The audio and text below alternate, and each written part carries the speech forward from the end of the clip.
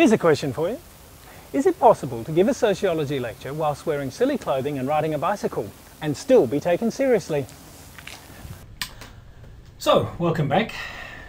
You've had a chance to read around the topic, to address the question around, are we really postmodern? And it's a pity in lots of ways that we don't have the chance to discuss the issues arising, except perhaps through the forum, and maybe at a later point when we organise at least some people to join us in a Google Hangout discussion. We don't have those opportunities. Let me offer you a few thoughts on this. Now, the film footage immediately preceding this talk was inspired by this image of Dr. Keith Sharp, who at the point that this particular film was shot was a senior academic at Coventry University. He suggested in the film, that I hope that many of you have seen by now, which is called From Modernity to Postmodernity, that in this postmodern world we can do as we choose. One of incessant choosing. Whereas in the past there were norms and rules that governed nearly every aspect in our lives, in today's postmodern world, if I choose to give an interview lying on a bed, well, so be it. That's my choice. You'll be pleased to know, folks, I'm not in Lycra and I'm not on the back of a bike. But some interesting issues arising. Are we really postmodern? Here are some of those key questions that I suggested that we needed to address. And I want to start this way. I want to start with I want to start in chronological order. Let's go with what comes before the post.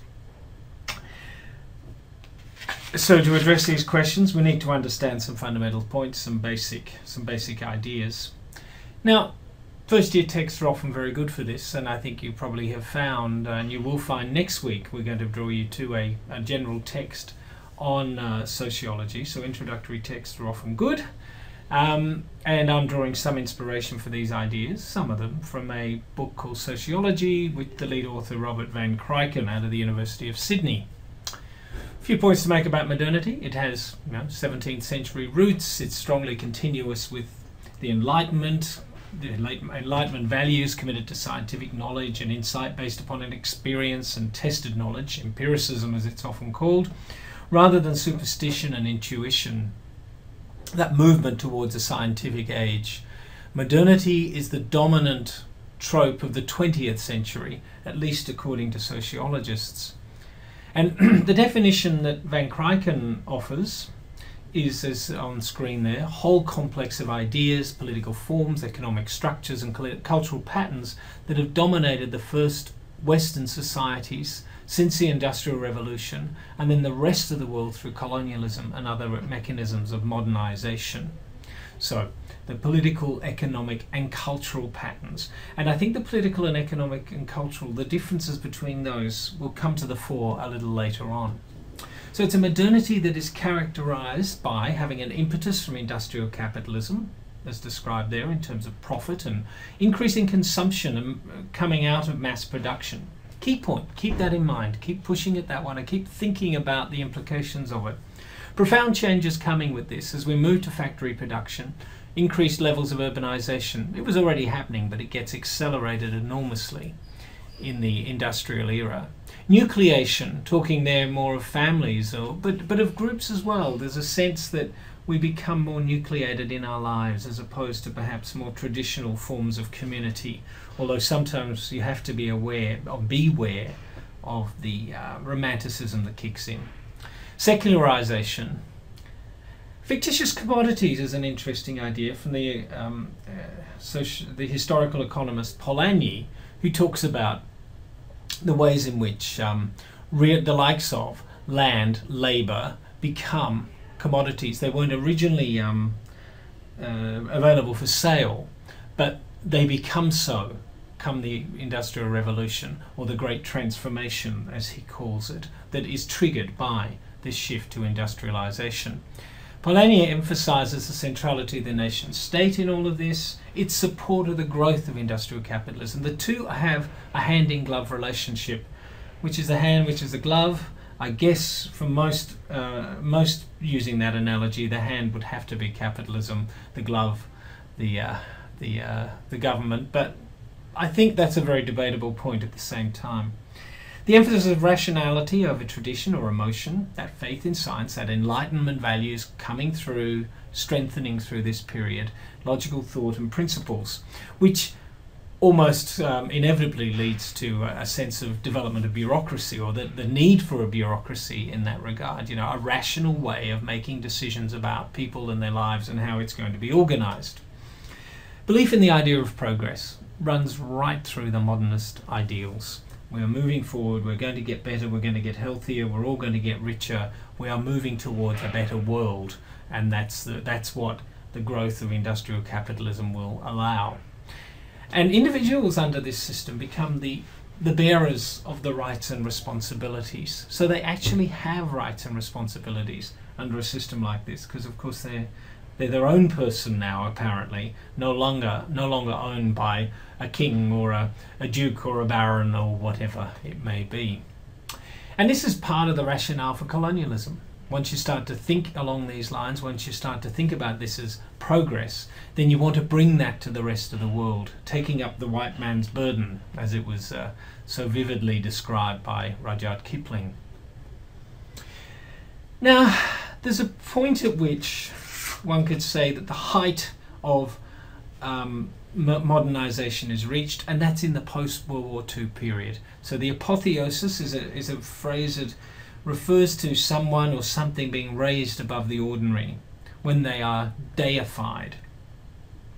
So the idea of modernity arguably reached its apotheosis, its highest point in the Western world at least, in the post-World War II boom, economic boom, that saw the strengthening of the welfare state, a politics that in many instances was fought along social class lines. In Australia that plays out as a Liberal Party and a Labor Party, one being seen as the party of the rich, the other the party of the poor. There's a lot to say there, let's not get too lost in that here. Stable nuclear families, very much a part of the deal. Regulation and protection of industry. Here it was behind very high tariff walls, and it was that in lots of places in the world, ensuring that jobs were protected, and hence you have the promise of full employment. A job for life was possible to talk about seriously. No laughing in this particular period. I want to remind you of the point from Lemert. It's also easy to forget that whenever one is talking about massive changes in world structures, it takes several hundred years before any considerable number of people will agree that the change has taken place. And yet here we are trying to name the period.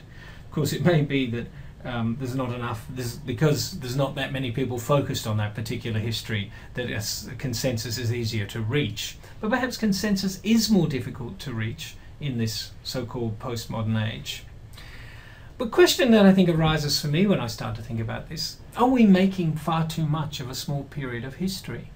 Is it because the baby boomers are still more or less running the discourse on this, that we are so focused on what's happening since the collapse perhaps of the welfare state, the collapse of the modernist consensus and ideals that accompanied it? So it's a question I want to throw out to emerging scholars. You know, how do you see it? How would you want to portray what's going on? And of course, it's probably the case that for you the 50s, 60s are way back in history, and you're wondering what all the fuss is about. And of course, that is where new ideas and new visions of the sort of issues we're talking about will start to emerge. All right, well, let's just say then that I've dealt with that question at least to some degree, and I hope that you're feeling some level of confidence around that notion. As if I was to ask you tomorrow, so what's modernization about? You'd be able to wax lyrical about it. You'd be able to say a few things of reasonable intelligence about this particular point. So let's move on to some of the other issues. Let's start to then think about what is postmodernism. And again, I know you've had the chance to think about this. You should have your own definitions there. You should have some of your ideas around what you think it is. Let me just introduce a few ideas that for some of you may be a little bit fresh. For others, you might have thought, oh, well, yeah, I've already dealt with that. In which case, you can skip on through as quickly as you like. Postmodernism is a loss of faith is worth exploring. And this is the point made by Jean-François Lyotard, making the point in The Postmodern Condition, that the loss of faith is in the grand narratives, the myth of progress, of equality, of unity, the grand sense, I think, that was part of modernist thinking, that we can all come together, we can be as one in a society. Differences will fade away. We just need to... It's a uniform view of the world. So these narratives, falling by the way, as Leotard would start to say, dissolving, increasingly being disregarded, an increasing recognition of diversity that becomes a part of the world in which we live. And in some cases that diversity is valued, and in other cases it's highly vilified as well. And as we know, when we think about some of the issues of the now, that it can be very divisive in many ways. There's also, as the point that Leotard makes, is a tendency to move towards single issue politics, a loss of commitment to this unifying order that becomes part of the scene in which we're operating, a strong focus on the individual that is part of the time that we're living in. So we're much less concerned with the collective. And later on in the unit I'll talk a bit about that in relation to schools and how we organise schooling. A sense of hyper-relativism. There are no truths out there. There is just opinions, really, is almost what it comes down to, a sense of how things might be. But there is no single truth. There's no point searching for it. So we live in an era, perhaps, where anything goes, anything can be true. That's at an extreme level of this. And just a little postmodern joke that I thought you might care for and might find at least moderately amusing. If I start to think about the postmodern, I wonder about it in terms of if it's a loss of faith. Are we talking here about a certain disillusionment that's part of this? Now, disillusionment, a loss of illusion, is not necessarily a bad or negative thing. A recognition that rationality perhaps is illusory, or progress for that matter, an illusory concept. We were never going to get there. And of course it's hard to believe in progress when you think about famines in the world, when you think about the sort of poverty, the gross poverty that we can see around us, when we think about, say, nuclear weapons, as people were particularly concerned about in the 50s and into the 70s. When you start to think about the divisions in a society, and when you start to think about perhaps the war on terror, any sort of sense of progress. And of course if you're sitting in countries that have been impoverished still further through the process of so-called modernization, how the hell do you believe in a notion of progress? A commitment to big government is something else that can get lost in this. A loss of faith in the political process that characterizes our age. The idea of a job for life seems illusory. What is happening then to our pensions and other benefits? Our existence is seemingly more and more precarious. Divorce seems to be the norm. Serial monogamy perhaps likewise the norm. And who believes that our roles in life are fixed and set from an early age? They're negotiable, a matter of choice rather than what society dictates we should do. Now let's get clear here. Not everybody's concerned with all of these issues at once. When people start to talk about the postmodern world, they're not necessarily pointing to all of these different things. They're likely to be focusing on one over the other. And as I mentioned earlier, some are more likely to be preoccupied with the political dimensions, the economic dimensions of all of this. Others with the more personal identity matters, the cultural matters that I raised earlier. So let's just have a look at both of these domains in a little more detail. Firstly, the political and economic shifts that are characterized in the last 30, 40 years or so. We see a retreat from the welfare state that is part of the Western world, particularly Britain, the US, and more lately Australia, New Zealand, and then other parts of Europe. The privatization of government assets and services that became a part of our time, so a movement away from government ownership. The notion of choice over standardization becomes an important element of this, so that people don't have to have the same thing. We want, in fact, Vive la différence, let's have as many different things as possible. Let's have as many choices as we can, and that way we will get more efficient. That way we will have much better. That's one way towards progress. And people become consumers rather than citizens of a nation state is another shift that people talk about in this regard. And of course this is where culture and politics start to come together much more strongly. Now I think it's quite legitimate to start thinking about this perhaps as a postmodern state. We moved beyond the modern as described earlier. But this is usually coined more often in terms of being neoliberal. This is neoliberalism. Retreat from the welfare state, privatisation, choice, and a real strong emphasis on consumption and the business surrounding that. The world needs to be run as a business. So it's often associated with that. Again, there's a lot we could go into there, but let's just put that on the table for now, and we'll revisit some ideas in time. When we start to think about the cultural side of the split, we start to think about identity politics. This is where, if people start to call this something postmodern, it's usually in and around this part of the equation. This is where the major sites of postmodern discourse are found, named in that way. And we start to think about the significance of racial and ethnic differences that were so ignored by the likes of Mills, as we were talking about last week. And as was usual amongst white fellas in 1950s America, Australia, Britain, France, Germany, and so on. They're now very much to the fore, and as I've said already, celebrated by some, vilified by others. We have moved well beyond modernist glossing over these sorts of differences in the grand unifying narrative that was so much a part of the post-war consensus.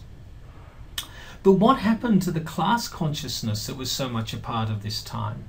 That was also supposed to disappear, of course, as part of the march of progress, as we all became affluent together. Now, to some extent, and some people do quite seriously argue that that is what's happened. Class has disappeared. We've all become middle class now. We're going to pursue this discussion a little later in the piece, but it's worth pointing out now that there is many a paper and a book out there declaring the death of class, and especially of class politics. So what does it mean to be a Labour Party in the 21st century? What does it mean to be a Liberal Party in that time?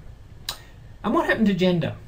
Well, in the film From Modernity to Postmodernity, we experience comments such as these.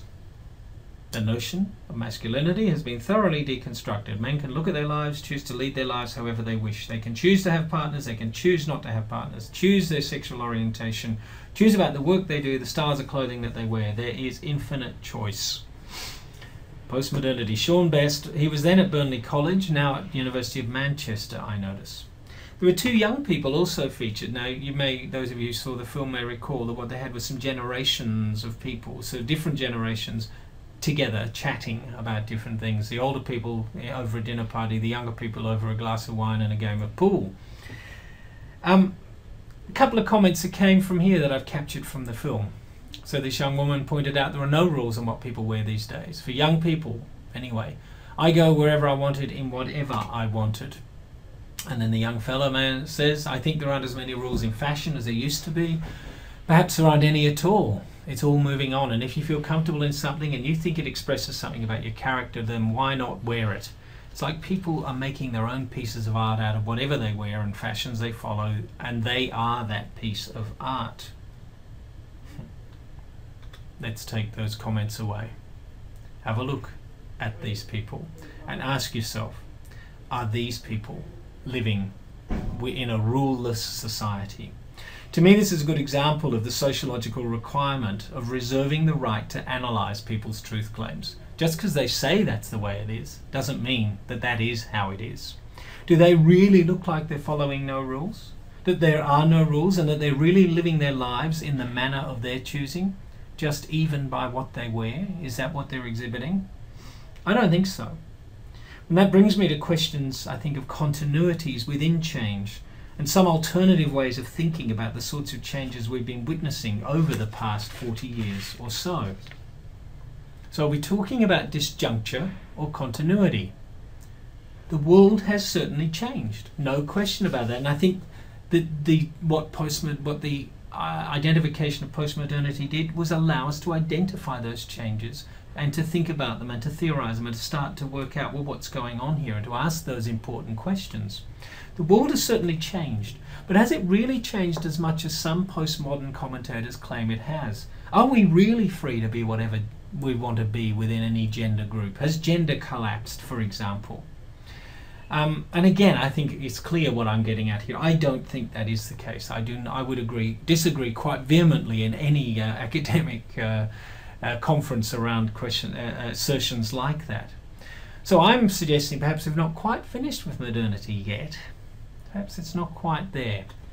And let's then introduce you to some key dudes here. Three white blokes. Ulrich Beck out of Germany, Anthony Giddens, Lord Anthony Giddens out of England, and Zygmunt Bauman. Giddens, if you've seen the film, you will have already met and heard some of his thoughts. He's one of the really influential thinkers in British sociology and world sociology. Beck likewise. And Bauman throws some very interesting ideas out of us, the old Polish gentleman there. And again, it could well be the case, as I suggested earlier. Perhaps we're so focused on this modernity period, this small blip in time, because the people who have the chair at the moment, the people who have the floor at the moment, able to talk about these things, are out of that era, and they're wondering what the hell happened. I'm going to talk to a few younger scholars in a moment, and we'll start to ask some questions around this. So we'll catch up with you a bit later on.